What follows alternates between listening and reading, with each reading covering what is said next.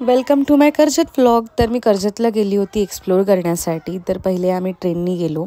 ट्रेननी आम्हाला around 30-40 रुपीजचं travelling expenses आले. मग माझा फ्रेंड आला चेतन आम्हाला घेण्यासाठी. मग आम्ही एका कारमध्ये 6 जणं बसून पोचणार होतो आमच्या लोकेशनला. पण त्याआधी आम्ही विचार केला की आपण डीमार्टला जाऊया, थोडंसं सामान घ्यायचं होतं. मग आम्ही टाईमपास करता करता फायनली पोचलो NBDBला, जी आमची लोकेशन होती स्टेकेशनसाठी. आणि हे सगळे माझे टोटली न्यू फ्रेंड्स होते. मी यांना फर्स्ट टाईम भेटली होती. त्यामध्ये माझ्या फ्रेंडला श्रेयसला ओळखत होते. पण मग पहिले म्हटलं दर्शन करूया, नारळ फोडूया, कारण की काय माहिती काय होणार आहे कांड. पण ॲज युज्युअल लाईफमध्ये काही ना काहीतरी होतच असतं आणि चालूच असतं. त्यासाठी शनिदेवाला शनीचा कोप होऊ नये म्हणून दर्शन घेणं फार महत्त्वाचं आहे. त्यानंतर डीमार्टला फटाफट शॉपिंग केली. 657 रुपये फक्त बिल झालं स्नॅक्सचं वगैरे. आणि आम्ही खाता खाता मस्तपैकी पोचलो, विठ्ठलाचं दर्शन घेतलं आणि मस्त इव्हिनिंगची वाईब चिल करत माझ्या लोकेशनला पोचलो. आमच्या फ्रेंडचा बड्डे होता, त्यासाठी मी आले होते. आणि स्पेशली तिकडे आम्ही इव्हिनिंगला पोचून पहिले ब्रेकफास्ट केला, इव्हिनिंग स्नॅक्स ते खाल्लं. आणि नंतर मग फटाफट बघितलं लंचला वगैरे काय आहे. आणि मस्त लंच वगैरे होता इथे बुफे लागतो. मॅक्स टू मॅक्स तुम्हाला 2350 पर पर्सनमध्ये तुम्हाला इकडे स्टे आणि विथ फूडही मिळतं.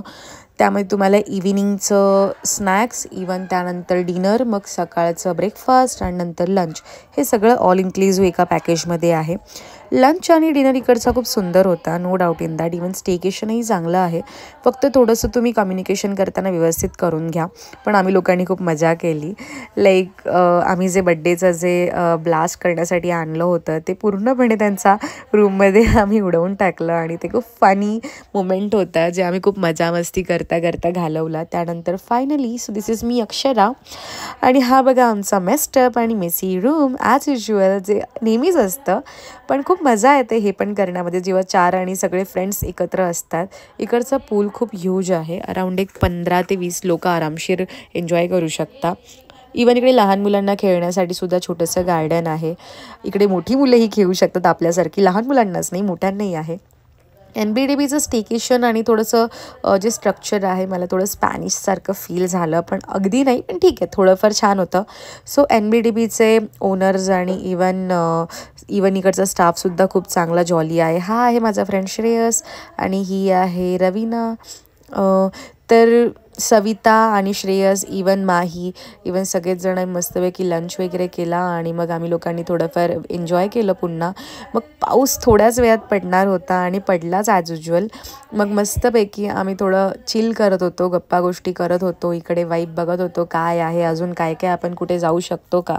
पण आमच्याकडे वेळ थोडा कमी होता. मग मी विचार करत बसली होती माझ्या फ्युचरचा, की काय केलं पाहिजे. आता घरी जाऊन मला पुन्हा काम करावं लागणार आहे, पण ठीक आहे, इट्स ओके ॲज युज्युअल.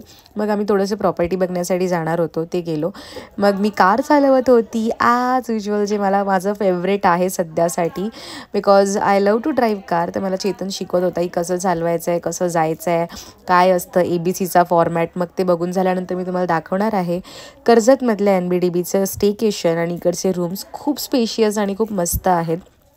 आणि मला वाटतं कपलसाठी परफेक्ट आहे. 4000 रुपीज तुम्हाला स्टेकेशनला पडतात.